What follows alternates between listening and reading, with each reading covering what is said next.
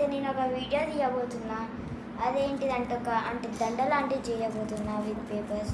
నేనైతే three papers అయితే తీసుకున్నా. ఇలానైతే కట్ చేసుకోవాలి. ఒక సర్కిల్ చేసుకొని హాఫ్ ఇటు హాఫ్ కట్ చేసుకొని మిడిల్లో కట్ చేసుకోవాలి. దాని తర్వాత ఇలా ఫోల్డ్ చేసి ఇటు సైడ్ తీసుకొని పుల్ చేయాలి.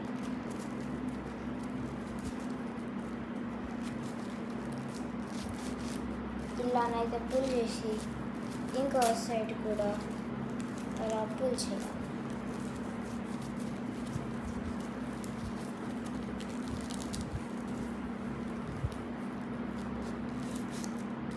ఇలా పుల్ చేసిన తర్వాత బ్యూటిఫుల్ ఇదే నైతే మన దండ.